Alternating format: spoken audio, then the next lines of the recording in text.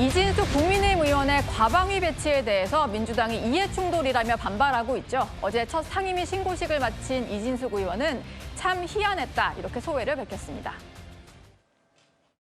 과방위 민주당 위원 일동 이렇게 해가지고 제가 과방위에 오는 걸 반대한다 이렇게 기자회견까지 했습니다. 근데 이제 이 사람들이 내건 그 이유가 참 걸작이에요. 네. 제가 그 고발당한 피고발인이라는 겁니다. 그러니까 나는 진짜 사실상 상당히 모욕적이고 명예훼손적이다 네. 라고 해서 당신네들 다 고발하면 네. 당신네들 과방위원 자격 없어지냐. 어떻든 정말 참 희한한 신고식이었습니다. 방송통신위원장 때도 그랬었고 네.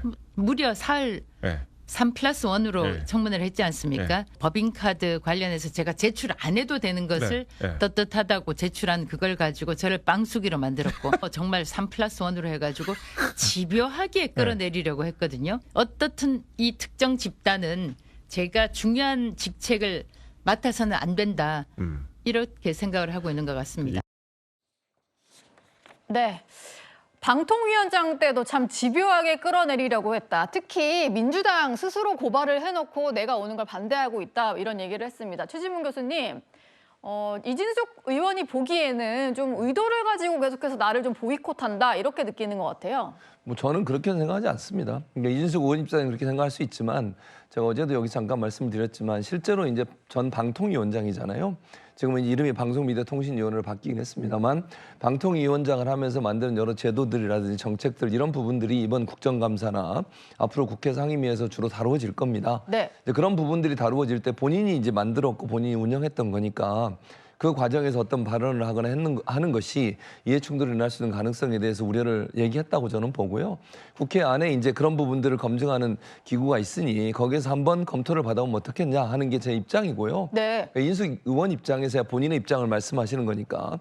근데 뭐 고소 고발된 거 가지고 얘기하는 거는 저는 뭐 양측이다, 여야가 다 그런 부분에서 의원들이 이제 그런 부분이 있으면 비난하고 비판하죠. 근데 이거는 이제 방통위원장을 한 분이 바로 오셨기 때문에 전임 네. 이런 부분에 대해서는 좀 검토가 필요하다고 저는 생각해요. 아니면 본인이 그런 관련해서 뭐 상의하거나 논의할 때는 뭐 본인이 회피를 하든 이런 방식이 필요하다고 생각합니다. 그래서 본인이 방통위원장으로 재직하면서 있었던 일과 관련된 논의 과정에서는 어떤 형태든 본인이 좀 회피하는 게 필요하지 않을까 그렇게 생각합니다. 네. 지금 최진봉 교수님이 말씀하신 것처럼 민주당에서도 이해 충돌을 가장 큰 이유로 꼽고 있는데요. 그 목소리도 들어보시죠. 저는 지난 2024년 7월 31일 유성경찰서에 고발장을 직접 접수했습니다. 이진숙 의원께서 대전 MBC에서 법인카드를 사적으로 이용하는 혐의 때문에 배임 형의로 저희 과방위 위원들 모두 전원으로 해서 고발장을 직접 접수를 한 사람으로서 정말 참담함을 금할 수가 없습니다. 저희가 고발한 당사자를 이렇게 정면으로 보고 의원으로 같이 상임위에서 일을 해야 된다는 것에 어떤 국민이 이 상황을 지금 납득하시겠습니까? 이준석 의원은 지금 업무상 배임 혐의, 공직선거법 위반, 정치적 중립 의무 논란, 여러 가지 위법 논란의 직접적 당사자입니다. 특히 이준석 의원께서는 과방위에서 고발을 당하신 분입니다. 제가 피고발인 신분이기 때문에 과방위원으로서 자격이 없다면 수많은 혐의로 재판받고 있는 이재명 대통령, 심지어 대법원에서 유죄 취지로 파기 활동된 이재명 대통령은 대한민국 대통령으로서 자격이 없던 것입니다. 네, 과방위로부터 고발이 당한 것도 있고 또 방통위원장 신분으로 일을 했던 게 있기 때문에 이번에 과방위로 바로 오는 것은 좀 문제가 있다라는 주장인데요. 김성태 의원님은 어떻게 들으셨나요? 그러니까 지금 이제 민주당 의원들께서 이제 이해 충돌 이야기를 저렇게 꺼는데 자신들이 그러면 이제 과방위 위원으로서 과방위 위원장 시절에 뭐 부적절한 부분이 있었다. 그래서 이제 고발 조치를 했다 그러면은 만일 이진숙 의원이 해당 상임위를 갖다 법사위에 갔다거나 행안위를 간다든지 그렇게 해서 실질적으로 경찰 수사에 영향을 줄 수 있는 그런 상임위를 갔을 때 저런 문제를 제기하는 게 맞아요. 고발이 된 상태니까요. 예. 국회에서 민주당이든 국민의힘이든 어느 교섭단체든 간에 의원들 상임위 이 배치의 가장 핵심적인 기준은 전문성입니다. 그럼 이준식 이거 같은 경우는 과거에 방송 미디어 쪽에 일을 하신 분이에요. 그러니까 지금 과학방송통신기술위원회에 배치하는 것은 그거는 지극히 당연한 일이에요. 예. 되려 뭐 행안이나 법사위 갔을 때 저 이야기를 한다면 그거는 좀 국민들이 납득할 수도 있을 것이에요. 뭐 수사에 관련된 그런 상임이니까.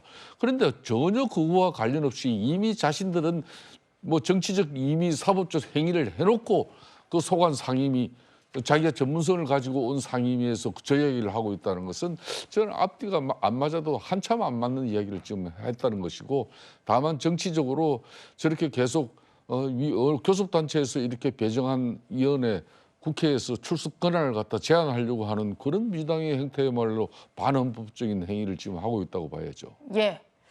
이진숙 의원은요, 민주당 과방위원들의 과거 사례를 하나하나 열거하면서 비판하기도 했습니다. 2014년 김현 의원이 세월호 유가족의 대리기사 폭행 사건으로 고소됐을 때 김현 의원은 피고소인 신분이 됐기 때문에 상임위원 활동을 하지 않았습니까? 또 지난 2024년 공직선거법 위반 혐의로 검찰에 송치된 이정헌 의원에 대해서 당시 민주당 과방위원들은 이정헌 위원이 과방위원 자격이 없다고 성명을 발표했었습니까?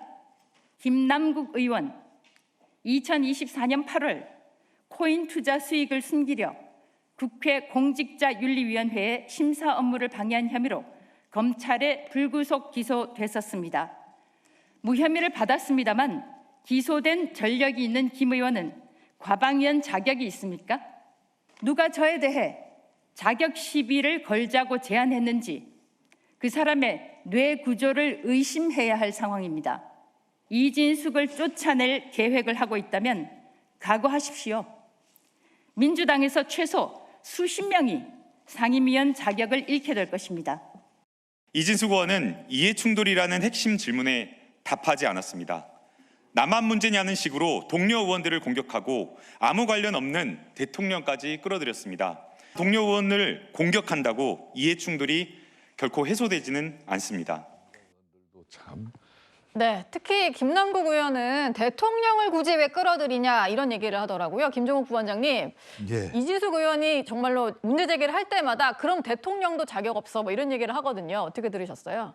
뭐 제가 볼 때는 앞으로 과방위가 국민 밑상 상임위가 될 가능성이 되게 높아진다. 법사위를 제치고 과방위가요? 네, 그럴 것 같습니다. 예. 뭐 지난번 과방위도 제가 볼 때 가관이었다는 생각이 들긴 하고요. 그다음에 또 이진숙 위원장, 당시 위원장이었을 때 국회에서 보여준 모습을 보게 되면 뭐 국민들이 좋아하지 않았던 측면들이 꽤 있습니다. 근데 그렇다고 하더라도 전 상임위 결정 권한은 국민의힘 원내대표가 결정하는 문제인 것이고 예. 그 권한에 대해서는 존중해야 된다고 저는 생각을 합니다.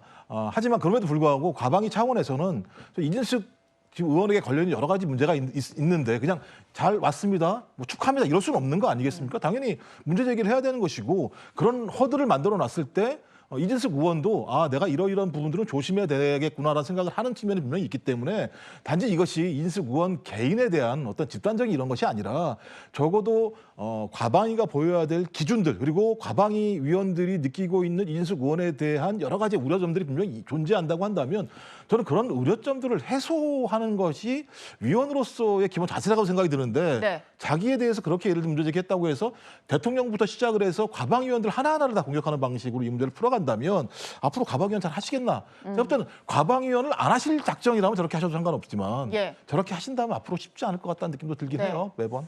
적어도 여야가 함께 잘 해볼 생각은 없겠다 이런 생각은 듭니다.